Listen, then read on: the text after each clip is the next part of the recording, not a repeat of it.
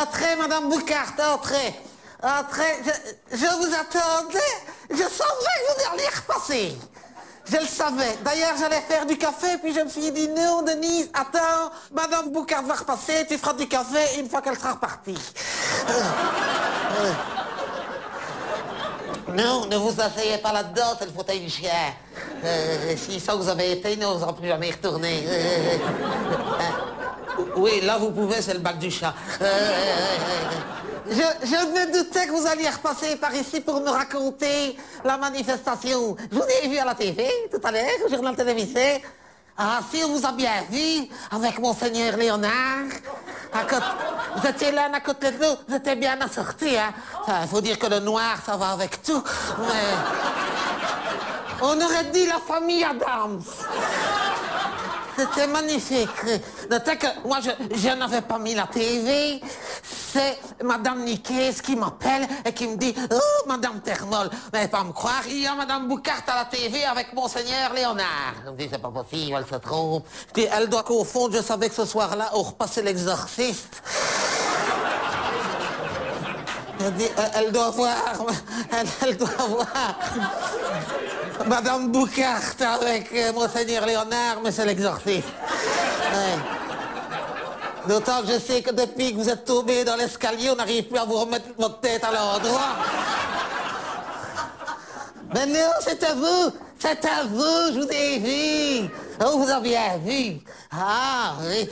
Il y a Madame Niquez qui me dit, mais qu'est-ce qu'elle fait avec Monseigneur Léonard? Vous sentez qu'elle était jalouse, parce qu'elle ne sait pas que vous êtes active au sein de l'évêché. Elle ne sait pas que ça fait des années que vous êtes dame patronesse là-bas, que vous êtes un petit peu l'une de ces dames de compagnie quand il sort. Hein. C'est normal, hein, cet homme-là. Il ne peut pas sortir tout seul, surtout en public comme ça. Hein. Je lui ai dit que quand il va à la toilette, c'est vous qui tenez son sac.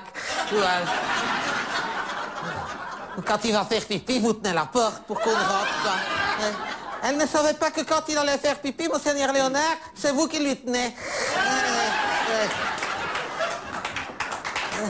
Elle était jalouse.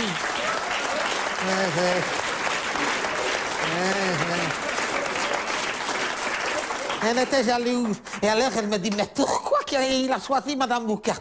Je dis, pour que les gens n'aillent pas parler, parce que je lui ai expliqué, s'il prenait une jeune et jolie fille, on pourrait croire qu'il a des affaires qui se passent. Elle me dit, ben, il n'a qu'à prendre un garçon. Je dis, oh, ce serait pire. Ce serait pire. Au moins, vous, avec votre physique, on n'ose rien imaginer, ou alors il faut déjà être pervers. Hein. Ah, oui. Et c'était bien, là, la manifestation que j'ai vue, là, contre l'avortement, hein, c'est ça. C'était bien, oui. Il n'y avait pas grand monde, hein, pourtant il faisait beau, hein. Faut pas demander s'il avait plu. C'était pour l'avortement, c'est ça. Non, contre l'avortement, oui, contre. Oui, je me doute bien que Monseigneur Léonard, il va pas pour l'avortement. Oui. Monseigneur Léonard est rarement pour l'avortement. Hein. Ça dépend. Hein. Bon, si le papa est un curé, là, il peut encore faire quelques exceptions. Sinon, rassurez-moi, vous ne vous sentiez pas concerné vous-même, hein? Oh non, je me disais aussi. Oh non, je sais bien que parfois, la nature fait des miracles, mais là, elle ferait de l'humour, hein? Oui, hein? Même quand vous étiez plus jeune, vous n'avez jamais été en quelque sorte confronté au problème. Ben non, il aurait fallu que vous connaissiez un homme pour ça. Hein? Ben écoute, vous n'avez pas un physique facile, c'est pas de votre faute. Hein? Et vous ne l'aviez jamais eu, c'est pas de votre faute non plus. Hein? Vous savez que je me souviens de vous à une fête de la paroisse. Je me souviens que vous étiez très chrétienne, très généreuse, comme ça, surtout avec les hommes. Je me souviens quand vous aviez dit au fils de pharmacien, prenez, ceci est mon corps livré pour vous. Je le vois encore partir en courant, le pauvre garçon.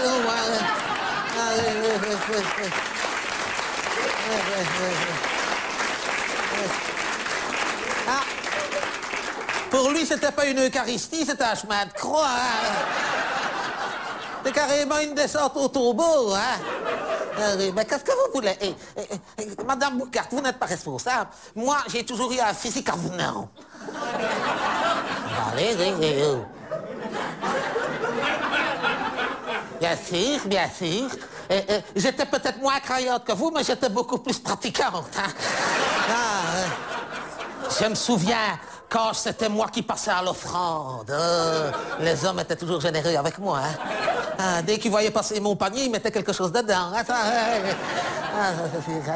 Écoutez, on ne se refait pas, hein. On ne se refait pas. C'était nos jeunes années. Oui, vous vous sentez toujours jeune, Madame Boucard. Je ne voudrais pas vous décevoir, mais vous vous sentez jeune. Mais vous n'êtes plus jeune. Ah, si, il faut regarder à la TV les images, c'était terrible. Avec les jeunes, il y avait des... Ah non, faut pas croire que vous êtes jeune parce que vous partagez les idées des jeunes. C'est justement des jeunes qui partagent les idées de vieux, ceux-là. Ceux qui manifestent contre l'avortement, là. Hein. Ah oui. Ah, là, vous vous êtes trompé, hein? Car je pense qu'il y a encore des jeunes en 2011 ici qui manifestent contre l'avortement. Mais allez. Oh, pays de cocagne quand même. Oh, faut regarder. On voit bien qu'ils n'ont pas connu l'époque où les femmes n'avaient pas le choix. Ah, non, ça. Ah. Parlez-en à votre maman, enfin, si elle était encore là. Je vous assure que votre maman, elle n'a eu qu'une fille, c'est vous, mais je suis sûr qu'elle aurait eu le choix, qu'elle aurait réfléchi. Ah, oui.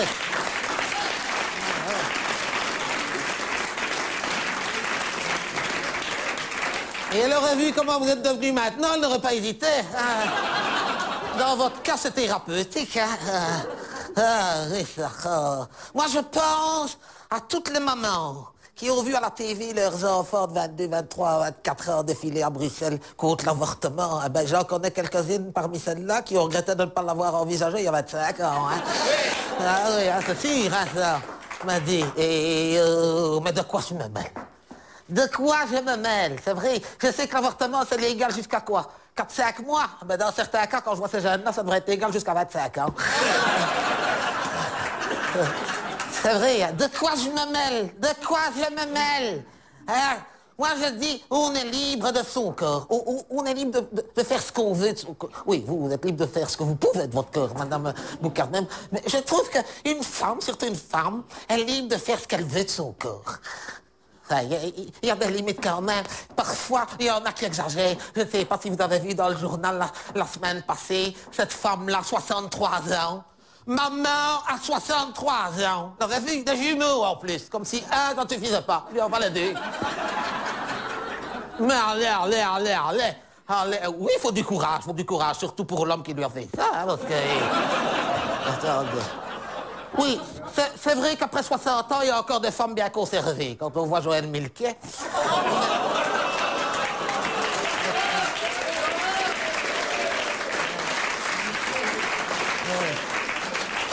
Mais quand même, des jumeaux à 63 ans. Et en plus, il paraît qu'elle avait déjà eu une fille quand elle avait 22, 23 ans, cette femme-là. Donc, vous voyez l'âge de la fille maintenant, hein.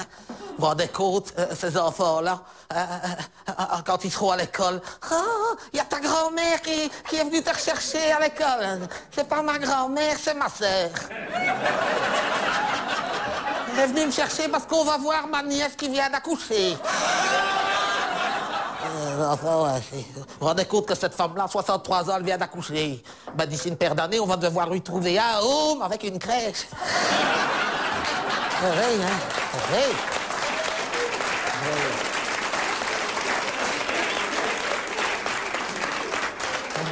Et en plus, elle a décidé d'allaiter.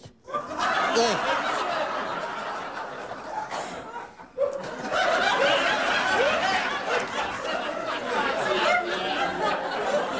Ben, une montée de lait à 63 ans, il faut 3 semaines, hein?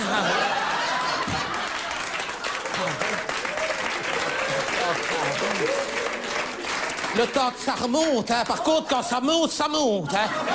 C'est plus une montée de lait, c'est un tsunami, hein? Mais il y a des avantages à allaiter quand on a 63 ans. C'est qu'on peut donner le sein au bébé quand il est dans son berceau, dans sa chambre. Tout en continuant à repasser dans la cuisine. C'est bien. Ah oui.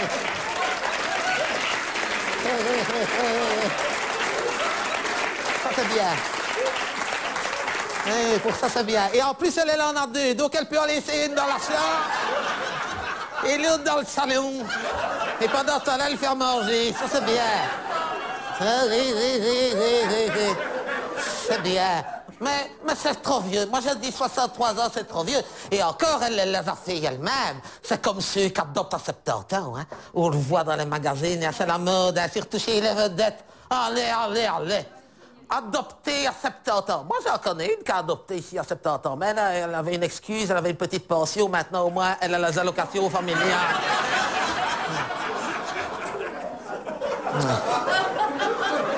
Eh ben, vous savez, moi que je vous parle, Madame Boucart, j'ai plus que 70 ans, bien sûr, eh ben, j'y ai pensé. À l'adoption, j'y ai pensé, j'ai hésité, et finalement, je me suis dit, allez, allez, allons-y, si on peut faire un heureux. Et donc, j'ai eu ça dit, hein, on a été à la SPA, ben, j'ai hésité, je n'ai peut-être pas le droit d'adopter un jeune chien comme ça, je n'irai peut-être pas jusqu'au bout avec. Ben, j'ai été sans complexe quand j'ai vu qu'il y avait une femme beaucoup plus âgée que moi qui venait chercher un petit chien aussi. Elle était sûrement beaucoup plus âgée parce que la femme de la SPA a dit au revoir au chien en disant « De toute façon, on se revoit la semaine prochaine. »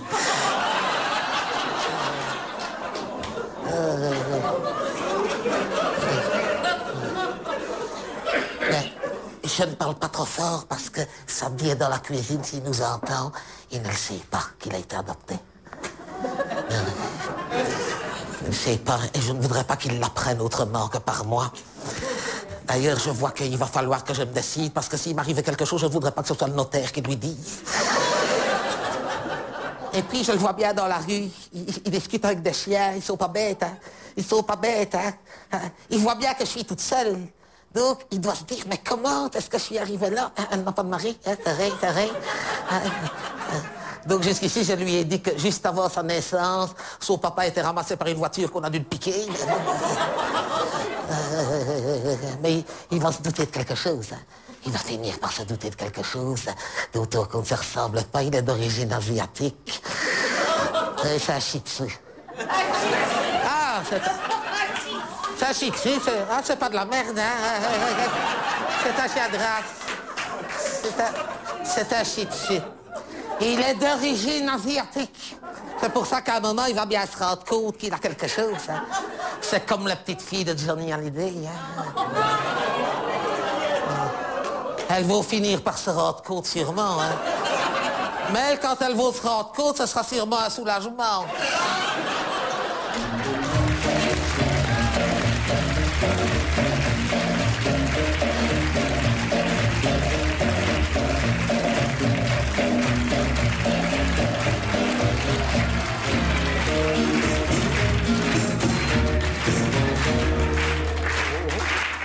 Ah ben non, écoute, oh, franchement, c'est pas le moment. Non, c'est pas le moment. Écoute, comment est-ce que tu as envie de rire avec tout ce qui...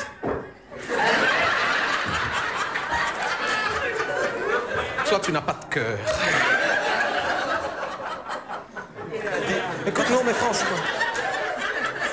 Avec tout ce qui se passe aujourd'hui, toi, regarde ça. Tu n'as pas de cœur. Franchement, je me suis dit, comment est-ce que les gens ont encore envie de rire avec tout ce qui se passe maintenant, c'est vrai? Tu n'as pas envie de rire, hein? Tu n'as pas envie de rire. Non, rassure-moi, tu n'as pas envie de rire, mais non, t'en as besoin. Ah, c'est pas la même chose. Tu en as besoin, tu n'en as pas envie. Moi, tu me dirais, allez, on rit, je te dirais, non, avec tout ce que je vois à la télévision et tout ça, je n'ai pas envie, mais j'en ai besoin. Voilà. C'est exactement comme quand je regarde Gérard, je n'en ai pas envie.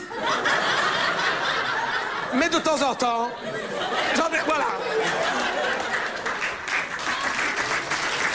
Exactement la même chose. C'est la même chose. C'est naturel. Enfin, tu verrais, Gérard, c'est de plus en plus artificiel. Hein, mais... Non, mais franchement, je t'assure. Écoute. Moi, quand je vois tout ce qui se passe là en Tunisie depuis quelques semaines, en Égypte, au Japon, quand je pense à tous ces gens-là qui avaient réservé pour partir en vacances là-bas. C'est vrai, hein, c'est triste. Et moi, je vais te dire, ça ne me touche pas normalement, je ne suis pas concerné, je n'ai pas les moyens de partir, ça fait des années qu'on n'est plus parti nulle part. Eh ben, c'est pas parce que t'es pas concerné directement que ça ne te touche pas. Nous, on n'a plus les moyens de partir, ça fait des années qu'on ne part plus, hein, depuis qu'on a la véranda, c'est plus possible. Chez toi aussi, ah, c'est un choix à faire. Mais là-dessus, Gérard et moi, on n'est pas d'accord sur l'analyse de la situation, parce que Gérard, il prétend que c'est parce qu'on a fait la véranda qu'on n'a plus les moyens de partir, et moi, j'ai dit, c'est parce qu'on ne part plus qu'on va faire une véranda. Ben, c'est vrai, au moins, l'été, on est au soleil, on profite. En Belgique, si t'as pas de véranda, ça ne sert à rien de sortir. Hein. Et lui, il dit que c'est parce qu'on a une véranda qu'on ne part plus en vacances. De toute façon, résultat des courses, on n'a plus les moyens de partir depuis quand on aura fini de payer la véranda. Mais je serai enterré encore avec. Hein. Ah oui, c'est une belle. Hein. Elle est très... Ah bah oui, à ce prix-là. Oui. Moi, je trouve qu'il y a encore pire que nous. Parce qu'on se plaint toujours, on se dit on n'a pas les moyens de partir. Il y a pire que ceux qui n'ont pas les moyens de partir. Je trouve que le pire, c'est d'avoir les moyens de partir et de ne plus savoir où ce qu'on va. C'est vrai, on ne sait plus où aller. On ne sait plus où aller. C'est vrai, hein. Où veux-tu partir en vacances maintenant, hein? Avec tout ce qui se passe en Tunisie, au Maroc, en Égypte, c'est terminé. Moi, je crains de voir la mer au mois de juillet, hein. Il va y avoir une immigration massive de la Wallonie sur les plages avec le débarquement de Coxyde, hein, tu vas voir. Entre deux Brislam, t'auras Carnion, et puis t'auras Saint-Guilain, et puis t'auras...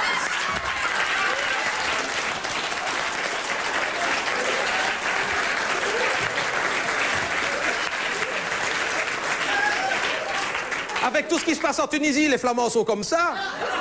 Pas pour les Tunisiens, non, pour les Wallons. Ah bah ouais. C'est vrai, on n'ira plus jamais par là. Écoute, j'ai une voisine qui a une belle-sœur. Tu me suis? Donc c'est une voisine, mais elle a une belle-sœur. Donc elle n'habite pas à côté de chez moi, mais c'est ma voisine, mais sa belle-sœur, elle habite loin. Eh bien, cette femme-là avait acheté un appartement en Tunisie, sur la Costa Brava tunisienne. Bien sûr. La Costa, ben, regarde sur un atlas de géographie. La Costa Brava, écoute, je n'ai pas été vérifié, moi elle m'a dit la Costa Brava tunisienne. Elle me dit la Costa Brava tunisienne. Je ne sais pas, j'ai jamais été à la Costa Brava, j'irai plus en Tunisie. Donc voilà. Elle a acheté un appartement en Tunisie. Elle n'ira plus.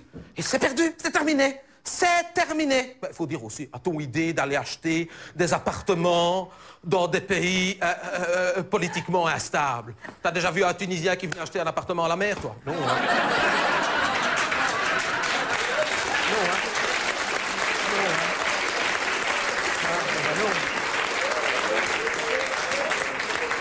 Ils sont comme ça, ils auraient trop peur de ne pas pouvoir revenir, hein, si jamais ça pète. Hein. Et encore, un Tunisien, si jamais il arrive ici qu'il a une guerre, lui, il peut encore se réfugier, il a l'ambassade de Tunisie, mais toi... S'il y a une guerre quand t'es à Coxyde, où est-ce que tu vas aller? Chez Verdonk, manger une glace? Non, ah bah alors... Non, eh bien quoi? Non, mais ce que je dis là n'est pas insensé. Mais c'est vrai. Moi, c'est pour ça que je ne vais plus à la mer. J'ai toujours peur que ça éclate pendant qu'on est là-bas. On ne pourrait peut-être plus revenir. Si c'est comme à Berlin en 1961 qu'on commence à monter un mur à Vilvoorde. On mettrait 30 ans avant de se revoir, m'a dit. Tu imagines l'état dans lequel tu serais? Mon Dieu! Écoute, franchement... Non, mais c'est vrai, C'est vrai. Moi, j'ai dit, je n'irai plus jamais à la mer que quand il y aura une ambassade de Wallonie à Middelkerk. Sinon, je n'y vais plus.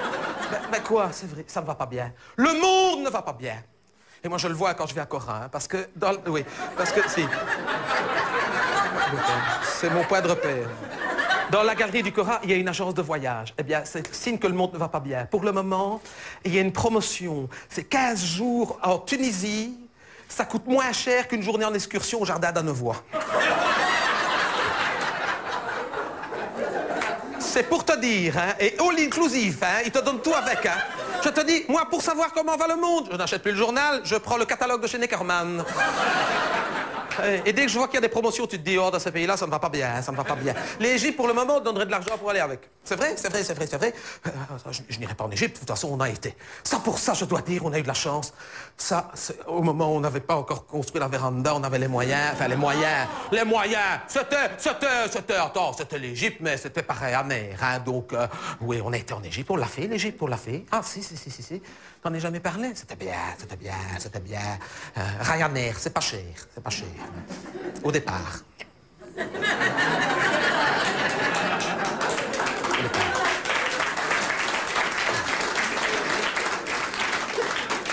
C'est pour te dire combien c'est pas cher Ryanair. On est parti 15 jours, quand on est revenu, on a eu plus cher de parking que de billets d'avion. Ça te donne une idée du tarif du parking, hein? Parce qu'on a dû mettre notre voiture au parking. On part 15 jours en Égypte tous les deux. Avec Gérard, on n'allait jamais nulle part. Gérard, on prend l'avion, debout, 3h du matin, 3h30, on est dans la voiture, on est parti. Hein. Alors ça, pour les enregistrements bagages et tout ça, il faut arriver. En plus, il avait vu Bruxelles Sud. Bruxelles Sud.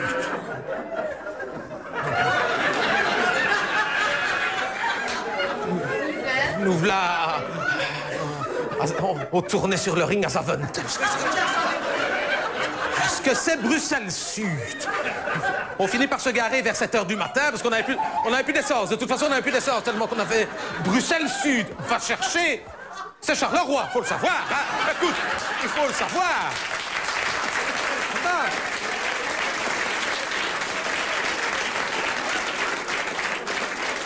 Il y a un gamin d'aller mettre Bruxelles Sud sur une carte de géographie, là, 0 tout de suite, hein? Ben attends, c'est vrai. Non, Bruxelles Sud, il faut le savoir, c'est Charleroi. Mais pourquoi est-ce qu'on dit Bruxelles Sud, alors? On m'a dit c'est pour les touristes, parce que si on leur dit qu'ils atterrissent à Charleroi, ils ne descendent pas de l'avion.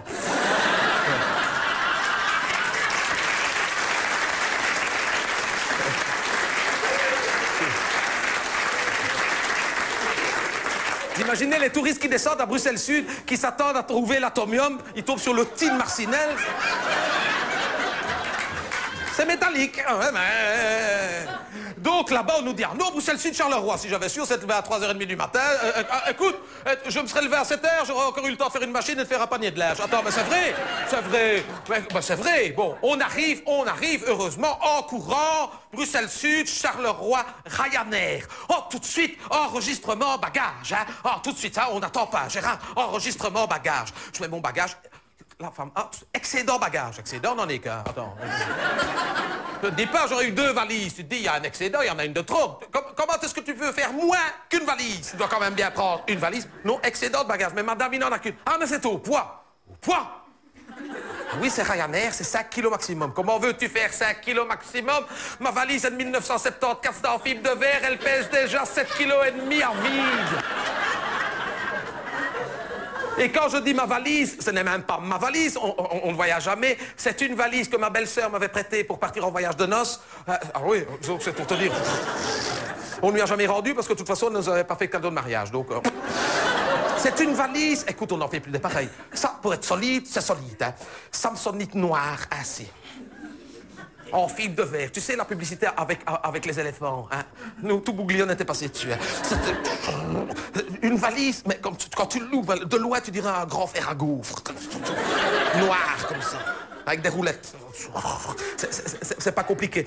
Quand je suis arrivé sur le bateau, parce que c'était une croisière sur le Nil, évidemment, j'arrive sur le bateau avec ma valise comme ça, il y a le commandant du bateau qui vient, et alors, madame, on n'a pas confiance en mon équipage?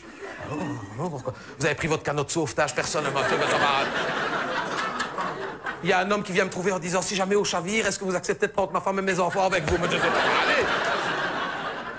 Oui, parce que c'était une croisière sur le Nil. Donc, excédent bagage. Je dis, qu'est-ce qu'on fait? Hein? Gérard me dit, écoute, vide ta valise, on va aller mettre tes affaires dans la voiture, on a encore de temps. Je dis, oh non, hein, moi, je ne pars pas en vacances sans avoir mes affaires. Hein? Donc, j'ai pris ma valise, j'ai été au cabinet, hein, et j'ai tout mis sur moi. J'avais 2 pantalons en velours, oui, 3 pulls à col roulé. Ah ben quoi? Si j'avais... Ah bah oui, pour aller en Égypte. Et alors, moi on me dit c'est sur un bateau. Moi on m'a toujours dit sur un bateau, les nuits sont fraîches. Oui, moi un bateau, malheureux, tu m'aurais vu. Captain Igloo au sport d'hiver. J'avais mon ciré. J'étais parti pour pêcher la crevette au Groenland, hein, moi. Ah oui, on me dit c'est un bateau. Je mets tous mes affaires, plus mon sac de couchage. Ah oui. Parce que moi, je n'aime pas dormir dans les draps des autres. Mais c'était un sac de couchage complet avec une capuche assis, tu sais. Assis à l'enregistrement bagage. Hein. La femme ne dit rien. La femme ne dit rien. Elle prend mon bagage, elle me dit, bon, est-ce que vous voulez un hublot? Je dis, c'est pas, c'est plus cher. Elle dit, ah oui, hein, ça, un hublot, c'est plus cher. Je dis, oh non, alors ça va, on a déjà un excédent bagage. Pas de hublot. Elle me dit, vous êtes sûr, pas de hublot, pas de... Et c'est là qu'avec Ryanair, il faut faire très attention à ce qu'on dit. Parce que quand tu dis pas de hublot, c'est pas de hublot, hein. Je monte dans l'avion, on se présente à la douane, là, tu vois, mais il a un portique. Oh, c'est l'archer à Simon. Avec mon sac de couchage, tout ça. D'ailleurs, il y a le douanier qui me dit, ah, et alors, madame, on est de retour au pays?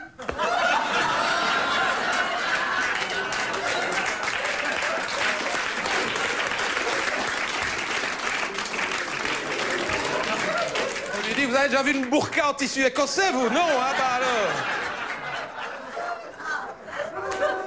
Et il me dit, pour passer dans le portique, il va falloir enlever des épaisseurs. Je dis, oh non, je ne me déshabille pas. Je lui ai dit, c'est pas des épaisseurs, je fais de la rétention d'eau. Il me dit, ah ben, c'est le barrage d'Assouan. Il me dit,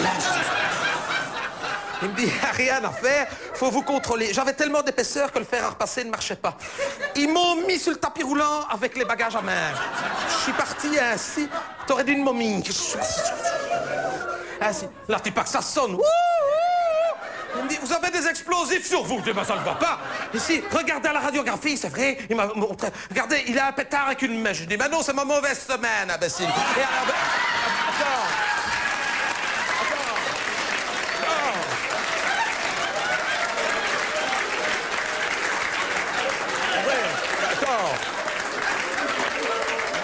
D'ailleurs, je lui sors ma boîte de tampon, je lui dis, eh, ça, c'est ma cartouchière. Enfin, attends, réfléchis un petit peu. J'étais méchante. Et il y a Gérard qui me dit, pour une fois qu'on te prend pour une bombe. Oh, ça va. Non.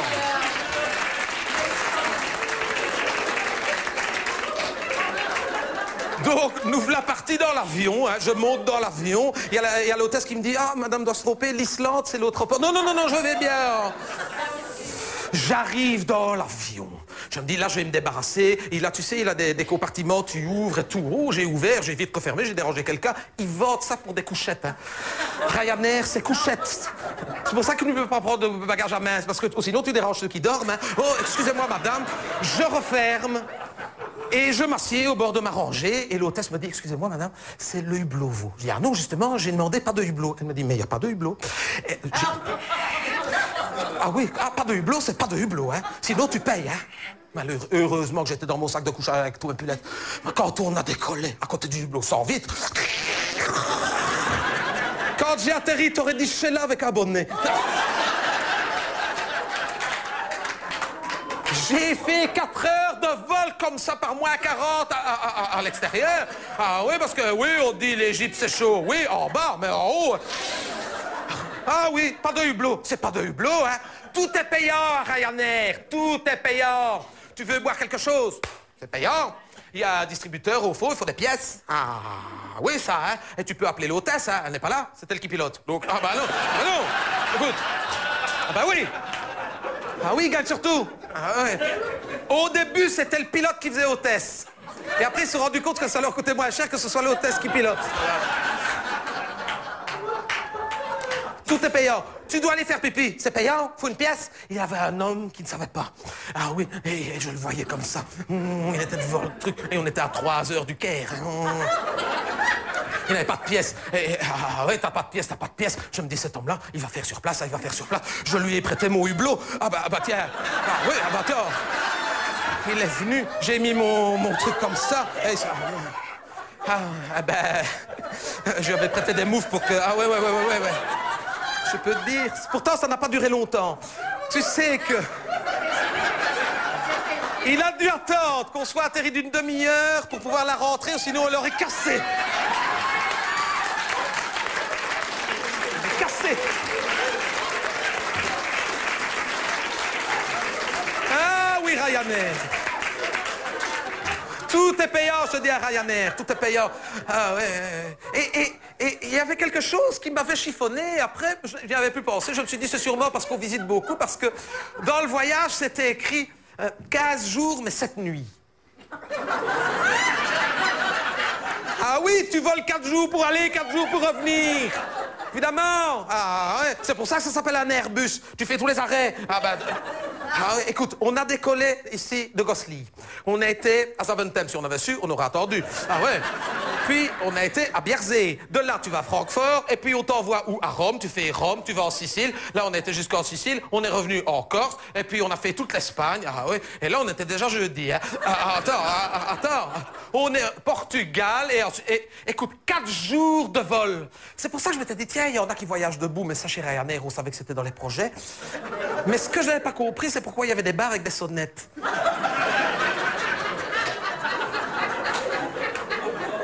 Si tu oublies de sonner, ils ne descendent pas.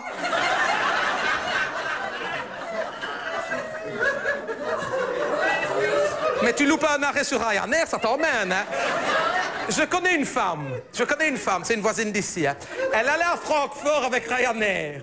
Elle s'est endormie dans l'avion, elle n'a pas pu sonner, elle s'est réveillée à Bangkok. Même pas un short dans sa valise, mais attends. Franchement, ah oui. Ça, tu ris, toi, mais... C'est Ryanair, hein. Enfin, bon, on est arrivé en Égypte, c'est le principal, c'est bien. C'est bien, l'Égypte, c'est bien. Il faut aimer la vieille pierre, hein. Oui, c'est ancien, faut aimer l'ancien. Comment est-ce que je vais te dire? Tu vois l'Égypte, eh ben... Ancien, je veux dire, à côté d'Urbuy, c'est futuriste.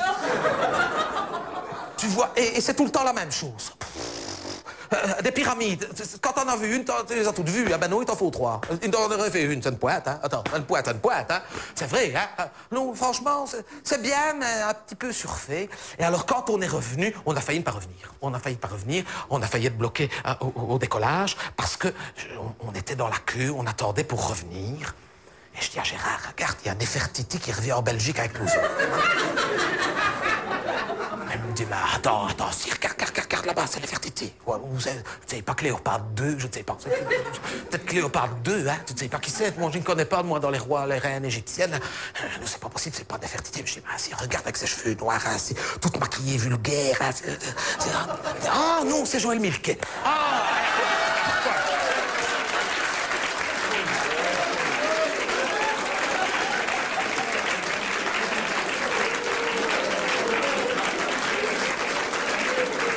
eh bien, on a failli ne pas partir. Son mari s'est fait arrêter.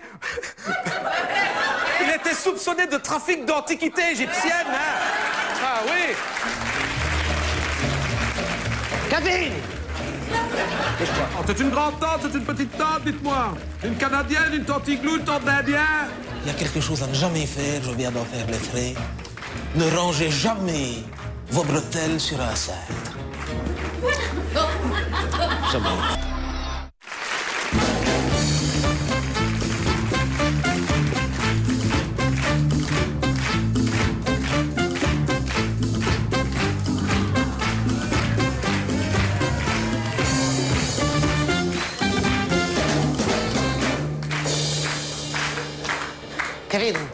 Kevin! Dépêche-toi. Dépêche-toi, c'est à nous. Écoute, je veux bien venir à ta réunion de parents avec ton professeur de néerlandais, mais tu viens t'asseoir. C'est toi. Comment est-ce qu'on dit, c'est bon? Dag meneer. Hein? Oh, il a longtemps. Ça fait... Oh, je vais vous dire, c'est la première fois que ça me sert.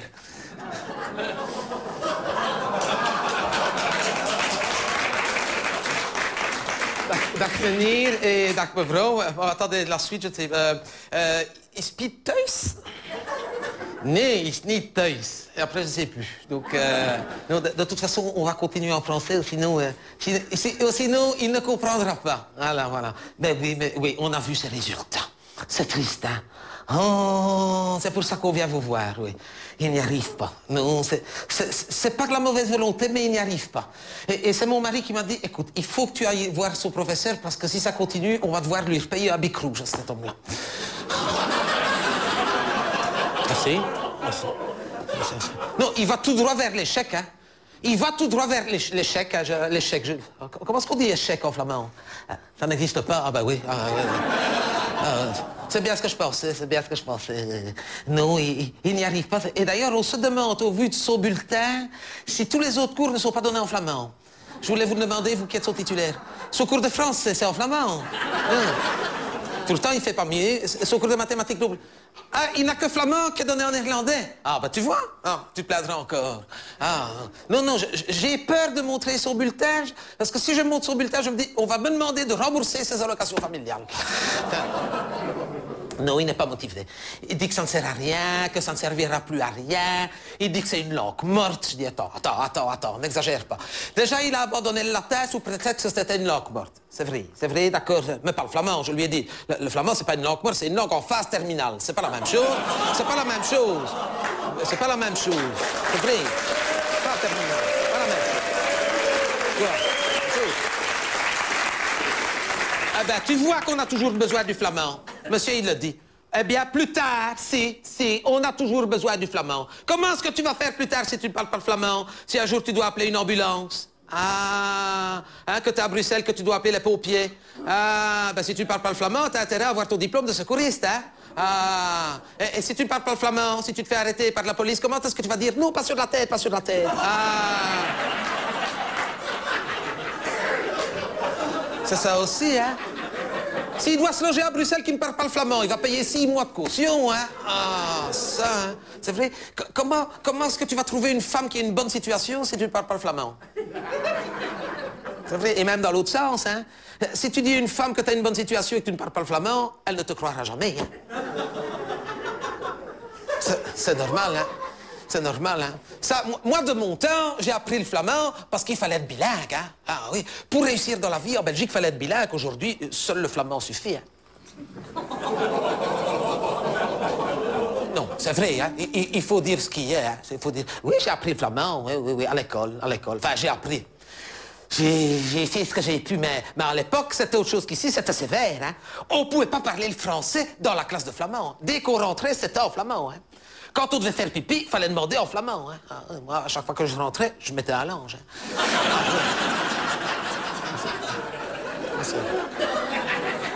Et le jour où j'ai dû faire ma grosse commission, eh ben... Ce jour-là, j'ai arrêté mes études, hein? Ah ouais. Je n'ai plus jamais osé retourner, j'étais trop gêné, ouais. Il faut que tu apprennes le flamand. Il n'a rien à faire. Il faut que tu apprennes le flamand. Je ne sais pas quoi faire. Est-ce qu'il ne pourrait pas faire un stage en immersion quelque part? On m'a dit, le mieux, c'est en immersion. Hein? Oui, je suppose à la mer, oui, puisque c'est en immersion, hein? Oui. Bien que j'ai vu que Elio Di Rupo, lui, il faisait à la piscine. Hein? Oui. Oui, vous l'avez vu aussi. Oui. Point de vue papillon, il est quand même plus doué en nœud qu'en brasse, hein?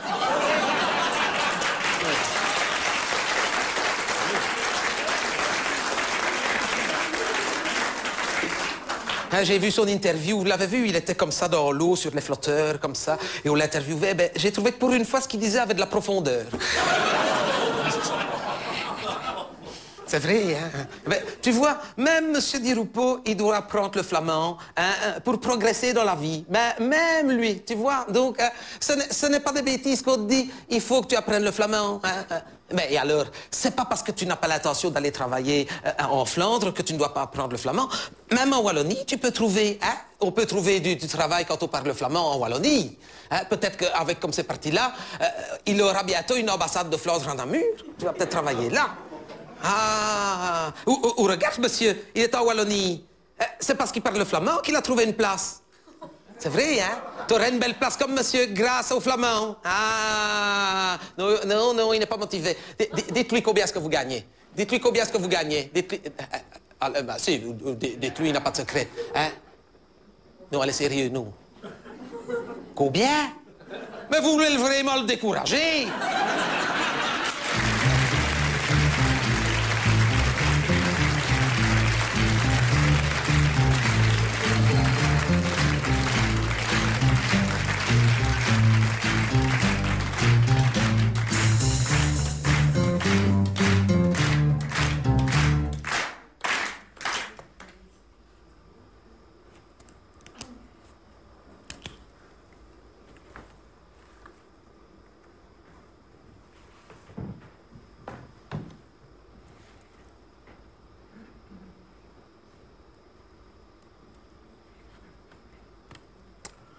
Oui, allô, Florène. Allô. Ici la base de Florène, over. Oui, c'est Florène, over. Oui, je vous entends, mon capitaine, lieutenant, c'est pas moi. Oui, c'est la base de Florène. Ah non, c'est pas Melsbrook, hein. Ah non, hein, c'est pas Melsbrook. Ah, le mardi, à partir de 4 h, c'est Florène qui prend le relais. N'étiez pas au courant? Ah si. Une fois par semaine, du mardi 4 h jusqu'au mercredi 6 h du matin, c'est Florène qui prend le relais de Melsbrook, hein, mon commandant, lieutenant, capitaine. Ah si. C'est pour lutter contre la flamandisation de l'armée, hein. Ouais. On va dire 8 heures par semaine, voilà.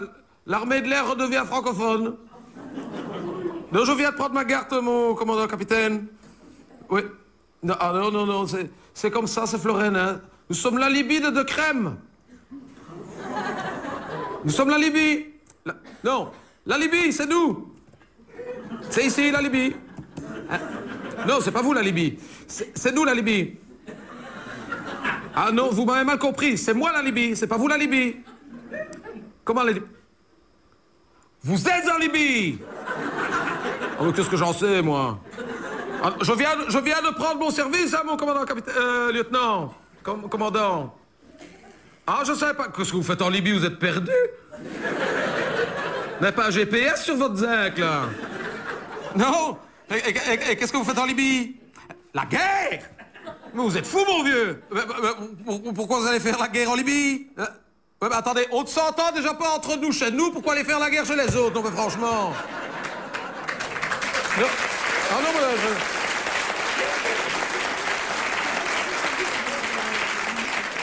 je suis pas au courant. Et en plus, excusez-moi, comme vous parlez flamand, j'ai un petit peu de mal. Et il y a beaucoup de bruit, hein, dans votre zinc. Vous volez les fenêtres ouvertes ou... Est-ce que vous pouvez voler plus lentement? Parce qu'il y a beaucoup de bruit. Vous pouvez pas, non. Qu'est-ce que c'est comme avion? À quoi? Un S-13.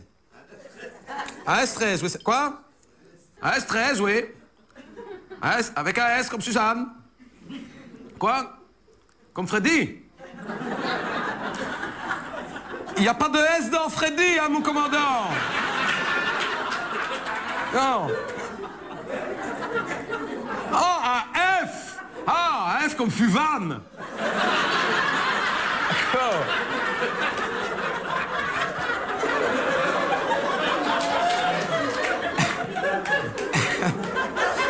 Oui, un F comme Fuvan. Un F13. Quoi, 13, ouais. F13, hein. 10 plus 3. Quoi? Oui, non, mais 10 plus 6, ça ne fait pas 13, hein, mon commandant. Ça fait 16, ça. Non, mais vous me dites 10 plus 6. Ah, F16. Ah, 16, ben dites-le alors, 16. Voilà, 16, c'est ça. 10 plus 6, quoi. La racine carrée de 256. Si, vous pouvez vérifier. Je m'étais quand même renseigné avant. Hein. Donc vous me dites un F16. Attendez, je vais regarder dans mon catalogue. Parce qu'à Florène, on n'a que des C130, donc F16. Gilbert, regardez un peu sur Internet. F16. Non, avec un F comme Fuvam. Non, 16, racine carrée de 256, tu peux vérifier. Donc vous me dites... je vais regarder dans mon catalogue, je ne sais même pas comment c'est classé, ça doit être par ordre alphabétique. Alors, A380, ah ouais, B77, non, B52 non plus. Ouh, vous avez 2 minutes, mon commandant, parce que je ne trouve pas. C130, ça je connais, ça on l'a. C130, DC10, E300 diesel. Ah non, ça c'est une vieille Mercedes à vendre, apparemment, ça n'a rien à voir. Voilà. Ah, voilà! F16. Ah, mais c'est tout petit, ça, à côté d'un C130. Mais c'est rapide, oui, voilà. Voilà, on peut dire que le F16 est au C130, ce que Peter de Crème est à André Flao, quoi. C'est... Voilà. Ouais. Et qu'est-ce que vous voulez savoir maintenant que vous êtes à F16 au-dessus de la Libye? Qu'est-ce que vous voulez savoir? La cible! Quelle cible? pourquoi? Pour bombarder? On n'avait quand même pas bombardé la Libye, non? Mais ça ne va pas, non? On a mis 5 ans à se débarrasser des Allemands, il va se mettre à dos les Libyens, celui-là. Pourquoi vous voulez bombarder la Libye? Parce qu'ils se battent entre eux. Ben, s'il fallait aller chaque fois bombarder un pays parce que ceux qui y habitent se battent entre eux, ben, je peux vous dire qu'en Belgique, hein, ça ferait des années qu'on serait sous les bombes, hein.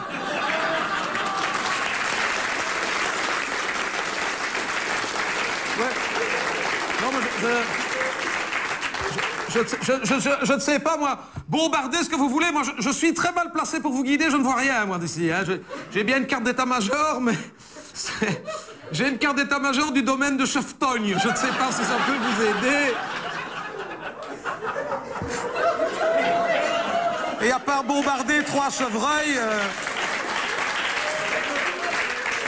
Je suppose qu'un missile pour un chevreuil, c'est un peu surdimensionné. Un sanglier passe encore, mais... Je ne sais pas, qu'est-ce que vous voyez? Dites-moi ce que vous voyez, je vais vous guider. Une raffinerie? Vous êtes fous? Vous n'avez pas vu le prix à la pompe? Vous voulez que je rentre à pied? Vous n'avez pas quelque chose de plus petit, de plus modeste? Je ne sais pas, moi, une école, un village, un hôpital, une crèche. Qu'est-ce que vous voyez, là? Une tente, mais c'est très bien, une tente. Bombarder une tente, voilà. On va se mettre à dos tous les scouts du Moyen-Orient, mais c'est pas grave. Si c'est une tente, bombardez la tente. C'est une grande tente, c'est une petite tente, dites-moi. Hein? Une Canadienne, une tente igloo, une tente d'Indien. Une grande tente. Mettez une grande bombe, alors. C'est une tente, Mais faites un passage. Faites un passage et dites-moi. Non, faites un passage, mon commandant, colonel, lieutenant, capitaine, sergent. Faites un passage et dites... Une tente de luxe. Ah, ça devient intéressant. Rouge et jaune. Est-ce qu'il y a des animaux autour? Des dromadaires, faites attention, c'est peut-être Bouglione qui est en tournée.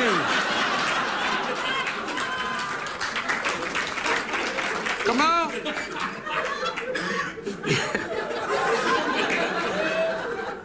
Et il y a des Mercedes, des voitures de luxe.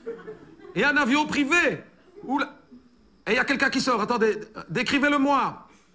Petit, noir de cheveux, des lunettes noires, il est très excité. Attendez, un chapiteau, des voitures de luxe.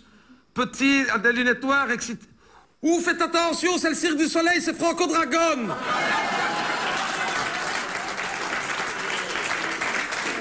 Ne tirez pas, on va avoir des ennuis, c'est un copain d'Iroupeau. Non, rentrez immédiatement, mon commandant capitaine, lieutenant. Non, rentrez à la base, dites. Si vous voulez vraiment lâcher votre bombe sur un petit excité à lunettes, un petit peu bling-bling comme ça, hein, pour libérer un peuple opprimé par sa dictature, ou en tout cas par sa politique autocrate et rétrograde, je vais vous donner des coordonnées précises pour aller lâcher votre bombe. Vous m'entendez? Paris, 8e arrondissement. Ouais. Rue du Faubourg Saint-Honoré. Numéro 55. La Target, l'Élysée.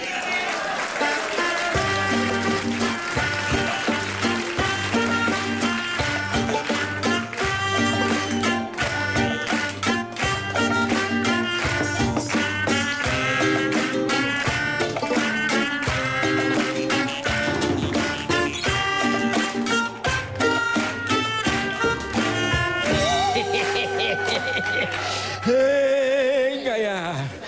Ah oui, ça. Oh. Si je peux me permettre un conseil, je ne suis pas du genre donneur de leçons, vous le savez bien, on se connaît depuis des années. Mais si j'ai un conseil à vous donner, s'il y en a parmi vous un jour qui doivent terminer leur jour dans un home comme moi, il y a quelque chose à ne jamais faire, je viens d'en faire les frais. Ne rangez jamais vos bretelles sur un cintre. Jamais. Surtout si en plus vous cultivez des tomates sur le balcon de votre chambre. C'est un conseil, c'est tout. Il y en a qui sont en train de se demander, mais pourquoi qu'on ne peut pas me mettre... Je vais te raconter. Non, c'est parce qu'à cause de ça, j'ai été en garde à vue. 2 jours en garde à vue. Une aventure. Faut que je vous raconte. Il n'y a pas longtemps, un matin, il y a mon voisin de chambre, parce qu'on est 2 par chambre, qui me dit « Amédée, réveille-toi. il y a sûrement une ambulance dans la cour. Regarde, il a des lumières bleues qui passent dans la fenêtre. Je dis, une ambulance, ça m'étonnerait. Ici, quand quelqu'un a un problème, on ne perd plus de temps, on n'appelle plus l'ambulance, on appelle directement le corbillard. Oh, d'abord, on gagne du temps et en plus, ça coûte moins cher. Je dis, non, c'est pas possible, c'est pas une ambulance, effectivement. C'est la police, c'est la police, c'est la police, perquisition. On a été perquisitionnés. Ils ont tous débarqué avec des chiens et des agents de police dans tous les coins. On ne bouge plus, perquisition. Ah bon, perquisition, ils rentrent dans ma chambre, perquisition. Vous doutez bien pourquoi? Non, je n'en sais rien, je n'ai jamais été bourgmestre de Charleroi, donc...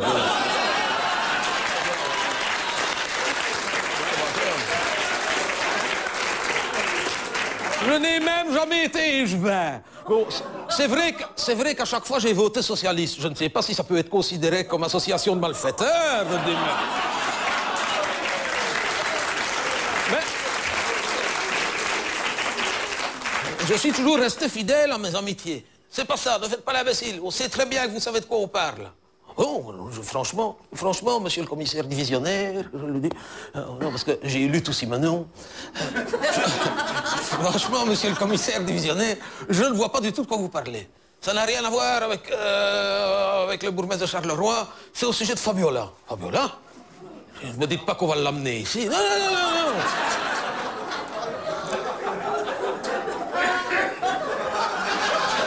C'est au sujet des lettres de menaces de mort qu'elle reçoit depuis 3 ans. On a trouvé, ça vient d'ici. Je dis, mais on ne voit pas, non. Ça, il fouillait tout le haut à cause de ça. C'était pour les lettres de menaces de mort de Fabiola. Je dis, mais allez. Mais qu'est-ce qui vous fait croire que ça vient d'ici? À cause des analyses ADN qu'on a trouvées sur le timbre. Alors là, c'est plus Simonon, c'est carrément les experts à New York, Manhattan. Hein, là, on est passé d'un niveau... Hein, attendez, les analyses ADN, oui.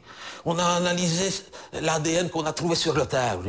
Pas besoin d'analyser, c'est son beau-frère sur le timbre. C'est le bâtard. Pas besoin d'analyser pour savoir qui c'est.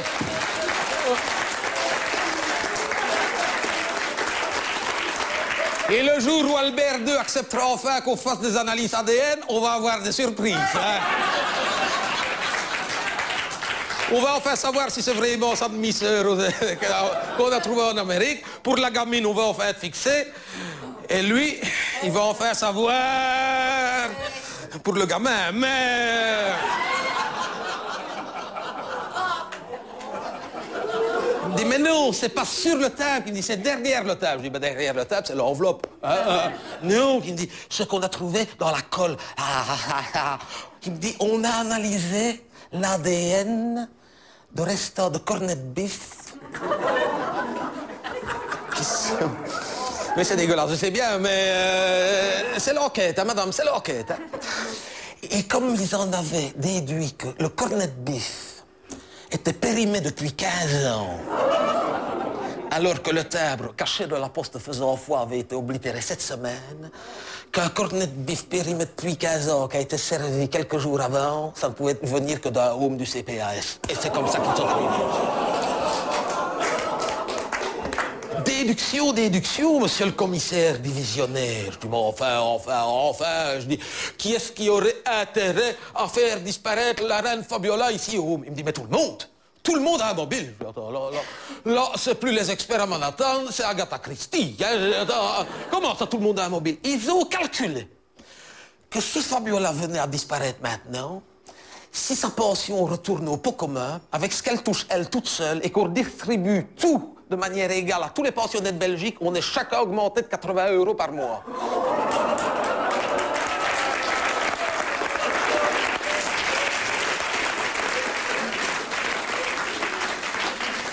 Chercher à qui le crime profite. Donc ils cherchent, ils ont tout fouillé. Ils ont passé leurs mains comme ça sous les matelas. Faut être courageux. Hein. C'est pas un métier facile, un policier, parce que fouiller des matelas dans un home, tu peux y aller. Hein. Il y a des gars jusque-là, hein, parce que... Vous n'avez rien à cacher. Je dis, non, je n'ai rien à cacher. Il dit, vous n'avez pas d'ordinateur? Moi, un ordinateur. Non, pas d'ordinateur. Il y a l'autre qui fait, c'est pas vrai, chef. Regardez, là, il y a un emballage de Macintosh. Ouais, c'est vrai, il y a un carton de Macintosh, je dis, mais c'est des caramels, c'est Quality Street.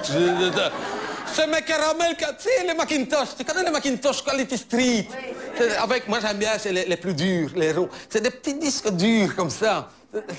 C'est des petits... Eh ben, il a fouillé tous les disques durs de mon Macintosh. C'est vrai. Il fallait la trouver, celle-là. Il a tout fouillé. Je dis, attendez, je n'ai rien à cacher. Et alors, il y a l'autre qui vient, son adjoint qui vient. Il dit, on a trouvé l'arme du crime. Je dis, mais elle n'est pas morte quand même. Non, mais on a trouvé l'arme. L'arme. Il arrive avec mon cintre et mes bretelles. On a l'arbalète. Ben non, c'est pas une arbalète, c'est mon cintre avec mes bretelles. Il dit, ah oui, là-dessus, il sort mes tuteurs. Et il dit, et ça, c'est pas des flèches, ça, vous allez me dire que c'est des tuteurs à tomates. Je dis, ben oui, c'est des tuteurs à tomates. C'est des tuteurs. Oh, ils m'ont embarqué. Ils m'ont embarqué, Manu Militari. J'étais comme ça, on m'a embarqué comme ça. Oh, j'arrive en cellule, il me dit, bon, allez, ceinture et lacets. Je dis, comment ceinture et lacets? Je suis en pyjama, je suis en pantoufle. On a trop peur que vous vous pendiez. Je dis, oh non, attendez. Ne vous inquiétez pas, ça ne me choque pas. Ça fait 15 ans que je vis en univers carcéral.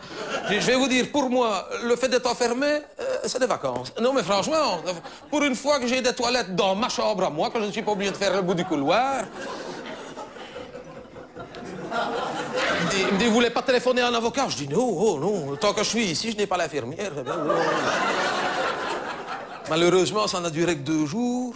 Ils m'ont relâché. On dit, ça va, il y a erreur sur la personne, on sait que c'est pas vous. Je dis, ah bon, vous avez fait une analyse ADN? Non.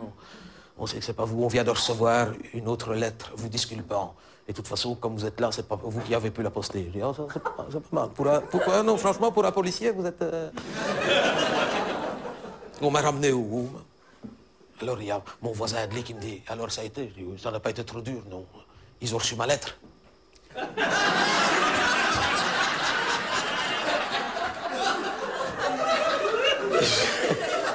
Je dis, comment ils ont reçu ta lettre? Oui, c'est moi qui ai écrit. Je dis, quoi, Fabiola, c'est toi? Oui, depuis le début. Je dis, mais ça ne va pas, non? Quoi, tu veux tirer Fabiola, l'arbalète? Ben non, non, c'est un prétexte. Un prétexte à quoi? Il dit, ça faisait des années que je savais que le cornet de bif était périmé, qu'il me dit. J'ai écrit à la mutuelle. J'ai écrit à l'inspection vétérinaire. Au service d'hygiène, je n'ai jamais eu de réponse. J'ai eu cette idée là, j'ai collé le tape au cornet de bif, 2 jours après, ils étaient là.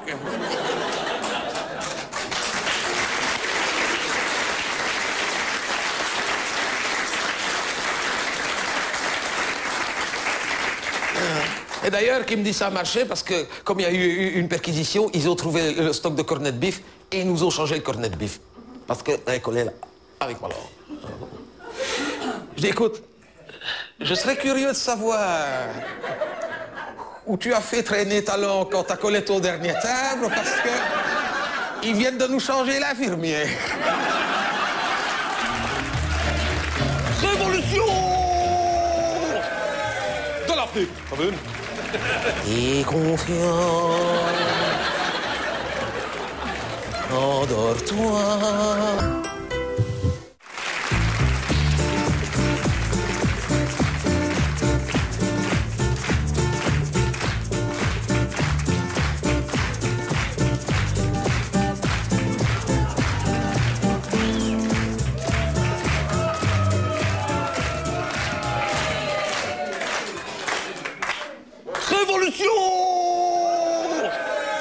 De l'Afrique, t'as vu? Alors, nous les jeunes, on veut s'exprimer pour dire qu'aujourd'hui, si on est descendu dans la rue pour la révolution de l'Afrique, d'abord c'est parce qu'il fait beau. Et dire que c'est facile de dire que les jeunes Tunisiens, et Égyptiens et Libyens, c'est des courageux, parce qu'eux, au moins, ils ont un gouvernement pour se battre contre avec, et que nous, on veut enfin avoir un gouvernement pour le renverser.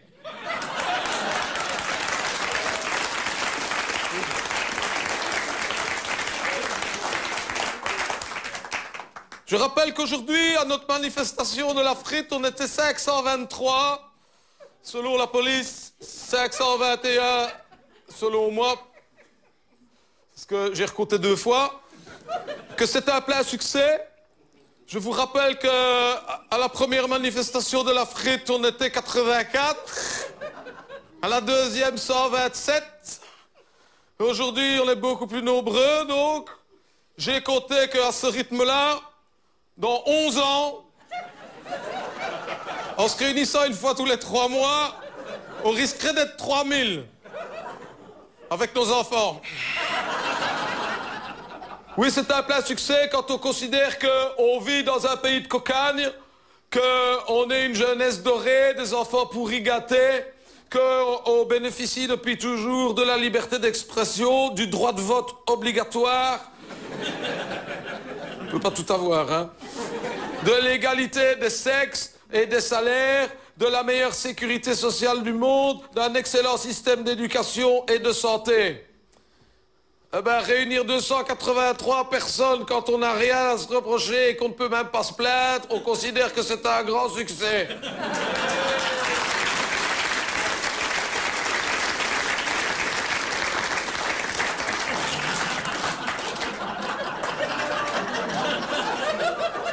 Parce que j'ai dit, c'est pas parce qu'on n'a rien à dire qu'on ne peut pas le faire savoir. J'ai d'ailleurs ici la liste des revendications de mes camarades.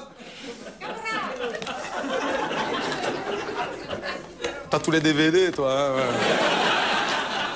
ouais. En 1, on veut un gouvernement parce qu'on a beau nous dire d'être patient et que la Belgique, c'est la terre des compromis. D'accord, mais si c'est la terre des compromis, depuis le temps qu'ils nous sont promis, on aimerait bien les voir arriver.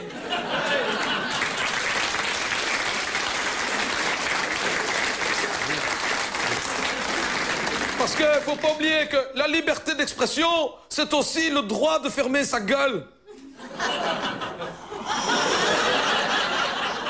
Et que ça vaut autant pour les Wallons et pour les Flamands. Parce que moi, au moins, quand je ferme ma gueule, je suis capable de le faire dans les 2 langues.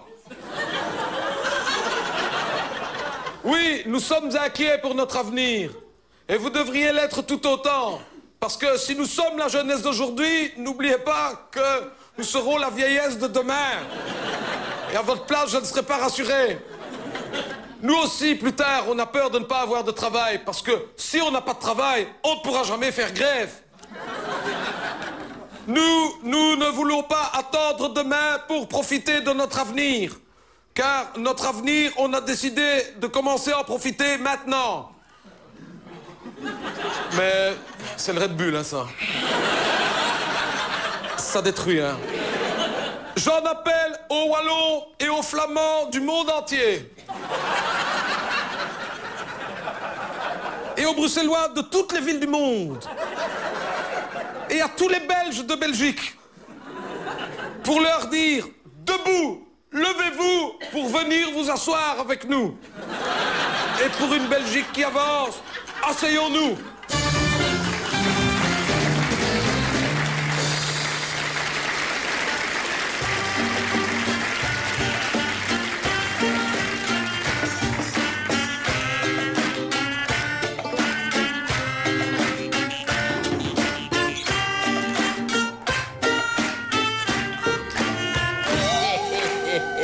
Et l'infirmière, elle est quelquefois comique quand même. Il n'y a pas longtemps, elle vient me trouver, elle me dit « Amédée, c'est pas vous qui m'aviez demandé une adresse e-mail ?» Je dis « Non, moi j'avais demandé l'adresse e-mail. C'est un camarade que je... » Je dis « Non, c'est pas ça, vous m'avez pas compris. Est-ce que vous avez déjà la DSL ?» Je dis « Oui, j'ai déjà été 2 fois cet après-midi. » Il faut dire qu'à midi, on avait eu des pruneaux. Elle m'a dit non. Est-ce que ça vous dirait d'avoir le haut débit? Je dis, ah oui, ça, oui. Très bien. Enfin, je lui ai dit, il faut être raisonnable, on ne peut pas être et avoir été. Hein. Je lui ai dit, je ne voudrais pas me vanter, mais vous m'auriez connu quand j'étais plus jeune. Je ne sais pas si j'avais le haut débit, mais j'avais la coulée continue. Elle m'a dit, mais nous, est-ce que vous voulez être branché sur Internet? Je dis, bah, à choisir, je préférerais être branché sur Interbrou. Elle me dit, mais c'est pas possible. Vous êtes dur d'oreille? Je dis, bah oui. Je dis, à mon âge, on s'estime encore heureux quand on est dur de quelque part. Hein. Je lui ai dit, c'est pas parce qu'on est mou de la tige qu'on ne peut pas être dur de la feuille. Mais c'est vrai que je n'entends plus comme avant. C'est vrai. Je n'entends plus comme avant. Mais ça va mieux, ça va mieux, ça va mieux depuis quelque temps qu'on m'a enfin mis des appareils. J'ai attendu, hein. Mais ça coûte, hein. Ça coûte, hein. Et moi j'ai une mauvaise mutuelle et la mutuelle ne remboursait qu'à partir d'un certain âge. Donc j'ai dû attendre. Je les ai là, attention, hein. Là je les ai. J'ai bien fait d'attendre parce que c'est tout petit, hein, maintenant. Est-ce que ça se voit?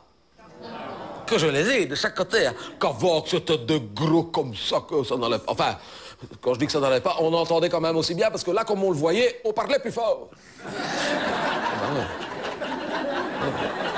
Bah oui, c'est vrai, je sais bien que c'est vrai. L'autre, c'est vrai, comme si je disais de... Je sais bien que c'est vrai. C'est tout petit, hein, c'est nouveau, c'est digital. Ouais, ça s'enfonce avec les doigts. Mais c'est Dolby Surround Stereo. Je suis maintenant dans un home cinéma.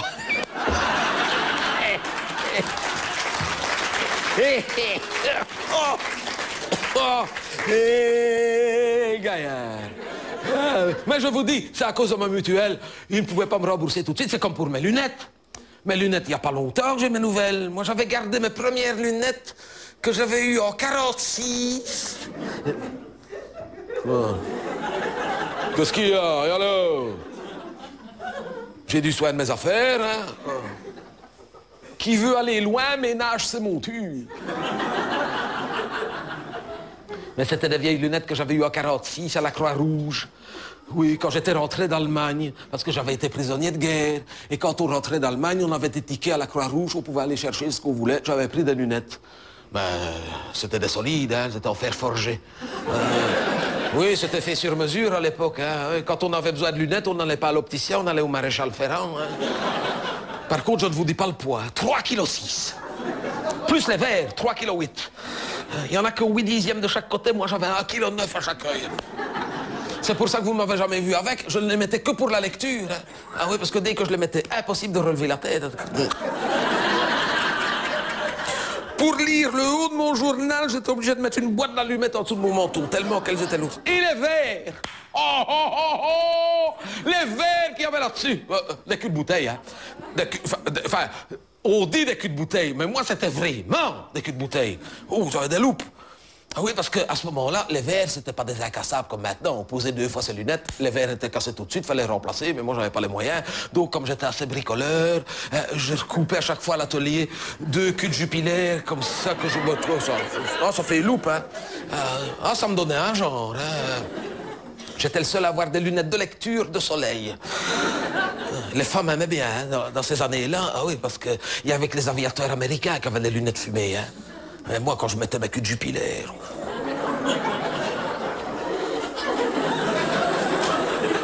Ah, je me faisais remarquer auprès des femmes, hein. Je les mettais parfois pour aller au bal. Hein. Oh, là, j'en ai emballé, hein. Mais que des petites, hein, parce que...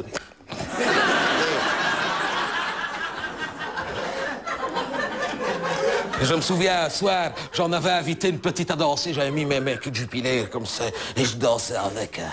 Et je la regardais, elle était là, et je sentais que ça allait, hein.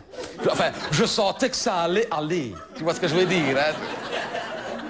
Faut dire que ça me faisait un regard, t'aurais dit K, tu vois K, le serpent dans le livre de la jungle. Je dansais avec, j'étais là, et confiant. Endors-toi.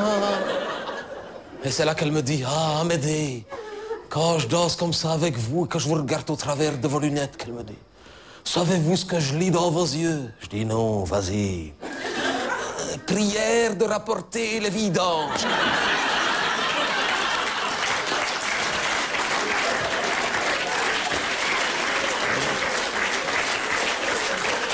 Même qu'une fois, j'avais cassé un verre, et c'était au début que j'étais ici au home. Je veux remplacer, mais une prenne pas Jupiler, c'est Stellar, toi. J'aurais dû remettre un cul de Stellar, toi. J'avais pas l'air bête, j'avais un œil vert, un œil brun. Les infirmières m'appelaient David Bowie. Je ne savais même pas qui c'était, moi. David Bowie. Elle m'a montré sur Internet. C'est vrai que ce garçon-là regarde en relief, hein. David Bowie. Elle me l'a montré sur Internet, c'est quelqu'un de connu. En parlant d'Internet, je l'ai eu, mon adresse email, finalement. C'est l'infirmière qui me l'a dicté. C'était Amédée, acrobate, skinhead.be. J'ai failli lui en mettre une, ça va, hein. Je n'ai pas été 5 ans prisonnier en Allemagne pour finir par faire l'acrobate avec un skinhead, hein. Elle m'a dit, mais non, mais vous ne comprenez rien. Elle me dit, calmez-vous. Allez au club, il va vous expliquer. Ouais, parce qu'ici, on a un club Internet. On a un cyber-réfectoire. C'est un cyber-réfectoire. Ouais. Note qu'on n'a pas attendu les ordinateurs pour avoir des souris dans la salle à manger, mais enfin... Et c'est Robert qui s'en occupe. C'est le plus jeune de chez nous autres, donc il s'y connaît mieux, Robert. Enfin, Robert, Castagnette. Ouais. Nous, on l'appelle Castagnette, parce que pauvre garçon, pourtant il est jeune, il a la tremblante, et dès qu'il met la main sur sa souris, c'est flamenco. Clac, clac, clac, clac, clac, clac. C'est Castagnette. Faut pas se moquer, parce que ça lui a déjà joué des tours. Ouais, parce qu'il commande beaucoup par Internet, tu vois.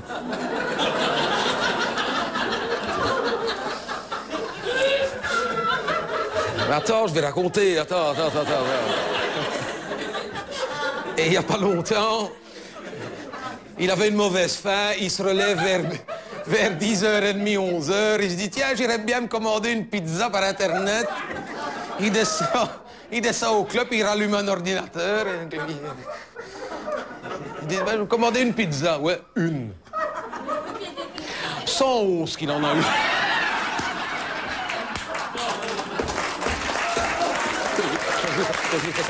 Toujours fait s'abrir. 111 pizzas. Il y avait des vélomoteurs de livraison jusqu'à la grande route. Rien qu'avec les cartons d'emballage, on peut se chauffer jusqu'au mois de novembre. Et ça, c'est encore rien. Le pire, c'est quand Olga est morte. Pauvre femme. C'est une femme qui est arrivée ici. Elle n'est pas restée longtemps, 15 jours. Elle n'avait pas de famille, elle est morte. Et quand elle est morte, l'infirmière a été voir Robert et elle lui a dit, écoutez, comme elle n'a pas de famille, vous lui commanderez une couronne pour l'enterrement par Internet. On vous fait confiance. Faites une cagnotte entre vous. Enfin, elle dit une. Prenez-en deux. Une pour vous et une pour le personnel. Hein? Combien qu'il dit? Deux. Deux. Et il dit à l'infirmière, si ça ne vous dérange pas, je passerai commande après le morceau de tarte. Parce qu'ici, à 4 heures, on a toujours un morceau de tarte. Donc, il dit, je passerai commande après le morceau de tarte. Oh, d'accord. Hein. Est-ce que ce jour-là, le café était plus fort que d'habitude? Je ne sais pas. Donc, il va commander, il dit, combien? Deux. Deux. Écoute, j'ai compté les corbillards. 542 corbillards. Il avait commandé 22 222 couronnes. Madame, c'était plus un enterrement, c'était le carnaval de Nice, c'était magnifique. Quand l'enterrement est passé, tout le monde sortait sur sa porte, les gens pensaient qu'il était arrivé quelque chose à Fabiola. Ben oui, un enterrement. C'était plus un cimetière, c'était les Floralies gantoises. 22 222 couronnes, magnifique. Mais lui, il était comme ça, hein. Il était comme ça, il se dit, ça y est, hein. C'est pour moi, hein. C'est pour moi, c'est moi qui a commandé.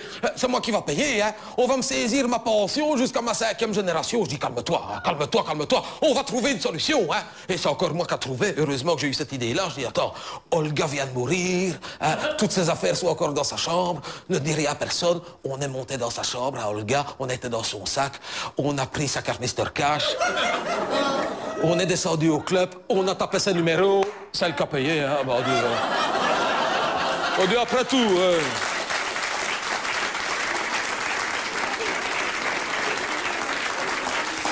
Après tout, c'était pour elle, m'a dit. Hein. De toute façon, je lui ai dit, hey, elle est 6 pieds sous terre, elle ne risque pas d'être à découvert. Hein.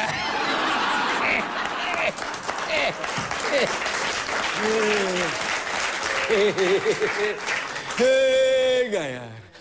Et il s'y connaît en Internet, hein, Robert, faut pas croire. Hein. Il s'y connaît. Hein.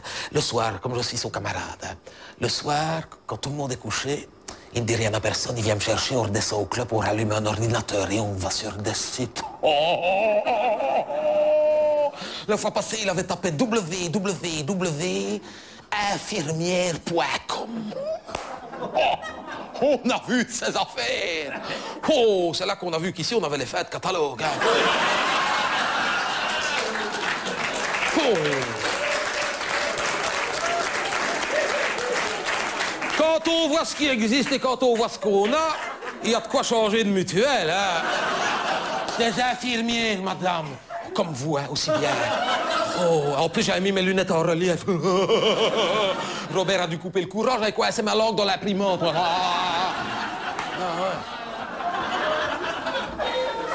Ça va vite, hein? Non, il s'y connaît en Internet. Hein. Et alors, avec l'argent des cotisations du club, il renouvelle le matériel à chaque fois. Ici, il vient d'acheter un petit gadget. Allez. Une webcam, c'est ça. Une webcam. Oui, une webcam. C'est magnifique. Hein. C'est une caméra, madame, un capuchon de mercurochrome. Quand j'étais gamin, les caméras, c'était des machines à laver. Non, là, c'est tout petit. Ça se cache n'importe où. Hein. Dès qu'il l'a reçu, on a été la cacher dans la douche des femmes. Oui. Et on n'a rien dit. Hein. Et on a attendu devant un ordinateur. Hein. Et 10 jours plus tard...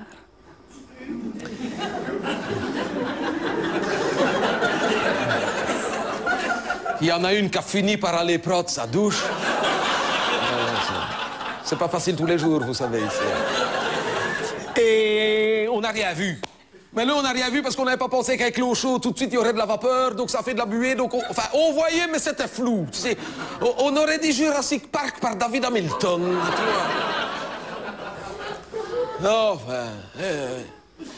Et dernièrement, je descends au club et il me dit « Amédée, on est en train de faire des exercices avec les membres du club. On fait des exercices de recherche de personnes.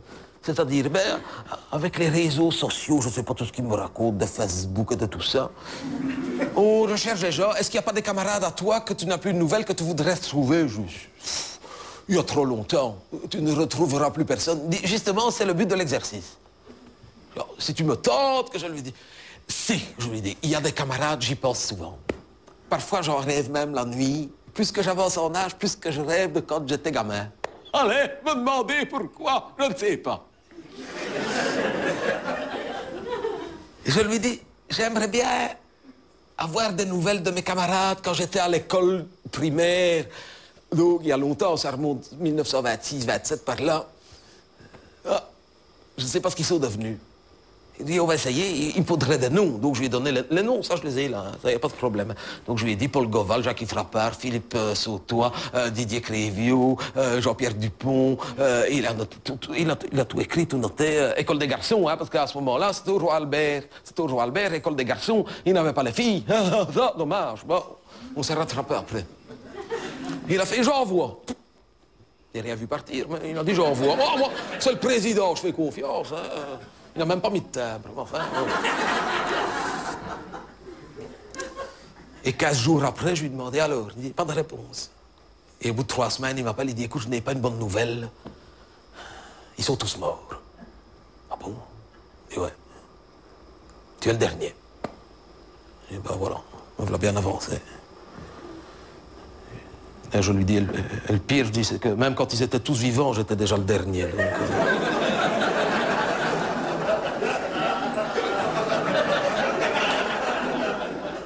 bien que je pense que je n'ai jamais regretté autant que cette fois-ci de ne pas avoir été dans les premiers. Enfin, on ne choisit pas, hein, madame. On ne choisit pas. Eh bien, ça m'a fait quelque chose. Même que ça faisait autant d'années que je ne les avais plus vus, il l'a vu, ça m'a fait quelque chose. Il m'a dit, allez, on va pas rester sur un échec, on va retrouver. Allez, t'as pas des camarades que t'as connus plus tard? Si, bien sûr. On va retrouver. Je dis, non, n'insiste pas. Allez, plus tard, 20 ans après, t'as bien... Ah, si, je lui dis, si. Oh, maintenant tu m'en parles. Mes camarades de quand j'étais en captivité en Allemagne. Je n'ai plus jamais une nouvelle. On est resté 5 ans dans le même baraquement. Ça crée des liens. Quand je pense, on s'était toujours dit que si on avait la chance de revenir par ici, qu'on ne se quitterait plus jamais de notre vie, et on n'a plus de nouvelles.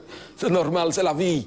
C'est pas ça, au début, on se voyait, on allait aux remises de décoration, on allait au local des anciens, et après, ben, on s'est perdu de vue, c'est normal. Il dit, on va essayer. Alors, donne-moi l'adresse. Donc, l'Allemagne, hein, oui, ça, évidemment, l'Allemagne.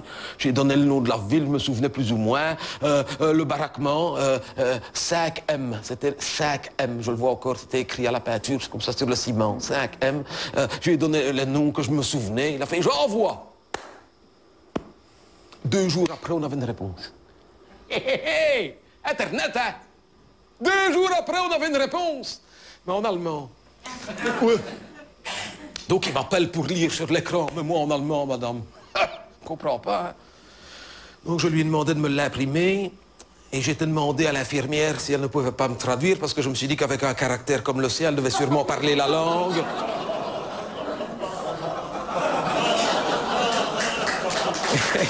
C'est pas bien, ça.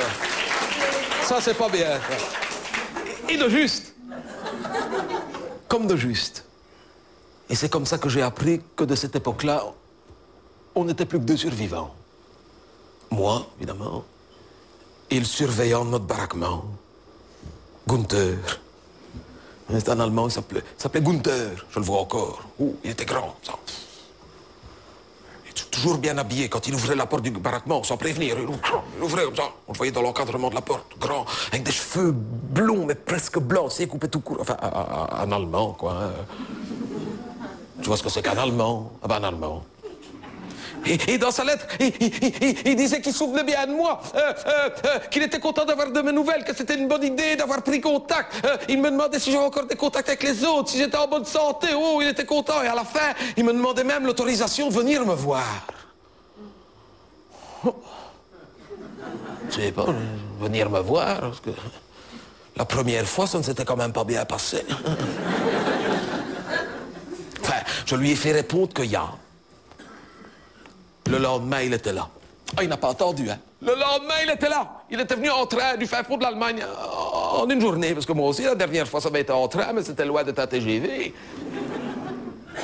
En plus, c'est malin, il n'avait pas prévenu. Il est arrivé ici un soir vers 8 heures. Moi, j'étais déjà au lit à cette heure-là. Hein. Donc, il a été voir l'infirmière contre-maître. Et elle lui a indiqué où était ma chambre. Et quand il est arrivé en face de la porte de ma chambre, il a frappé, mais tout petit doucement. Tu sais, ouais, comme respectueusement. Ce qu'il changeait bien de ses habitudes de l'époque, d'ailleurs. Comme quoi tout le monde peut changer. Alors moi, j'ai dit, entrez. Et quand il a ouvert la porte, 65 ans qu'on ne s'était pas vu, hein. Et quand il m'a vu comme ça, alors que maintenant, écoute, franchement, je suis tout gris, je suis tout creusé, je suis tout amaigri. Quand il m'a vu comme ça, tout recroquevillé dans mon petit pyjama à ligne sur mon petit lit en fer, il m'a dit « Amédée, vous n'avez pas changé !» C'est gentil, hein? Oh! C'est gentil. C'est gentil, il n'était pas obligé. Et moi, quand je l'ai vu dans l'encadrement de ma porte, grand, fier, avec son par-dessus noir et ses cheveux blancs coupés tout court, je lui ai dit, mais vous non plus, Gunther, vous n'avez pas changé. À part la langue. Vous parlez le français maintenant. Il m'a dit, mais je l'ai toujours parlé. Je lui ai dit, mais comment ça? On n'en a jamais rien su. Il me dit, c'est normal, je voulais pas que ça se sache. Je lui ai dit, mais pourquoi? Il me dit, vous savez, à l'époque, on aurait su qu'on pouvait se parler alors qu'on était censé ne pas pouvoir s'entendre. Vous savez, pour moi, c'était déjà assez dur comme ça. Je n'ai pas insisté. Donc je lui ai dit d'entrer, il a fermé la porte, il est venu s'asseoir sur mon lit, et là, on s'est raconté, vous pensez bien, 65 ans qu'on s'était pas vus, on avait des choses à se dire, on a raconté, c'est là qu'on n'a pas vu l'heure passer. Parce qu'il a passé 10 heures qu'il était encore dans ma chambre. Hein. Ah oui, il a failli se faire prendre. Hein. Oui, parce qu'ici, à 10 heures, il y a couvre-feu. Hein. On est obligé d'éteindre. Ah ouais, parce qu'il y a l'infirmière surveillante qui commence sa ronde. Et qui tourne dans tous les couloirs, comme ça. Avec sa lampe de poche. Et un chien.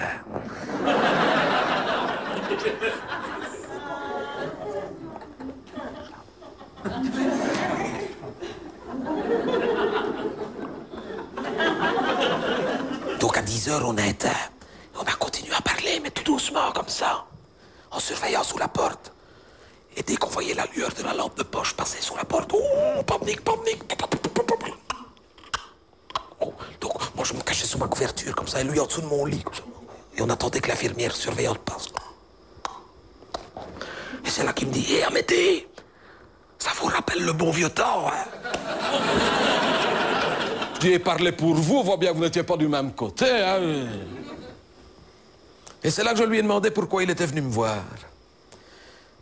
Et il m'a dit qu'il ne voulait pas laisser passer l'occasion de venir me demander pardon. Pardon? Je dis, mais pourquoi? Je dis, mais pour tout le mal qu'on vous a fait. Ah oui, c'est vrai. Maintenant que tu le dis.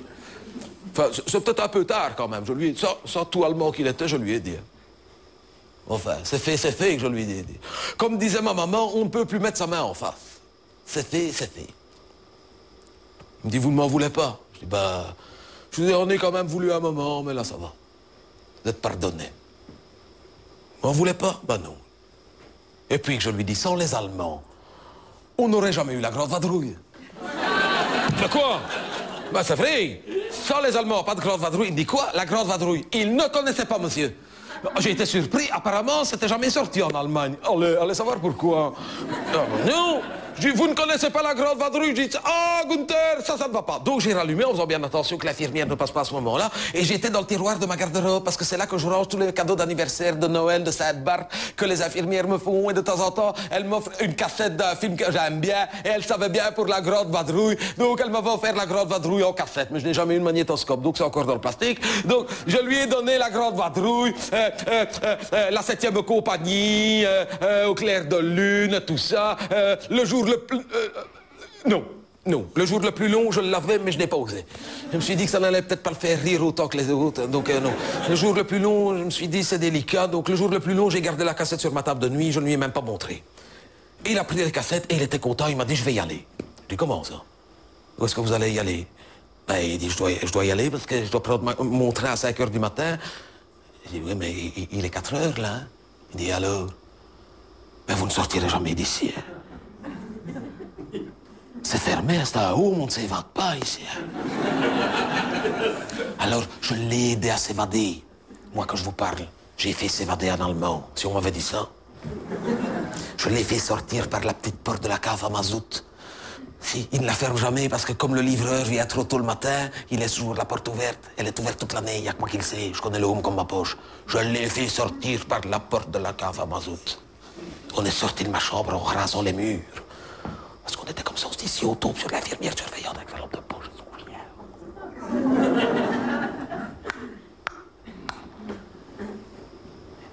Et c'est à la petite porte de la cave à mazout que je lui ai dit, hé, Gunther, une évasion, ça nous rappelle le bon vieux temps. Hein. Il m'a dit, mais parlez pour vous, on voit bien que vous n'étiez pas du même côté.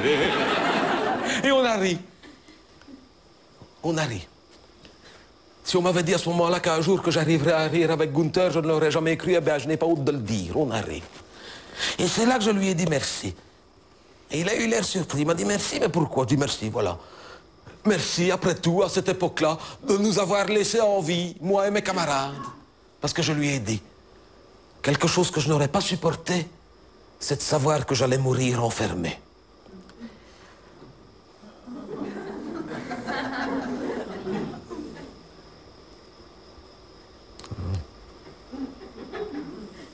Et il est parti. Je l'ai regardé s'en aller. Quand je ne l'ai plus vu, j'ai fermé la petite porte de la cave à mazout. Je suis remonté dans ma chambre en faisant bien attention de ne pas croiser l'infirmière. J'ai été me coucher, c'est bête à dire, mais j'étais content. C'est vrai, j'étais content. J'allais m'endormir que tout à coup, j'ouvre les yeux et qu'est-ce que je vois sur ma table de nuit? La cassette. C'est la cassette. Le jour le plus long. Et c'est là que je me suis dit que le jour le plus long depuis que je suis ici, pour moi, c'est toujours le lendemain.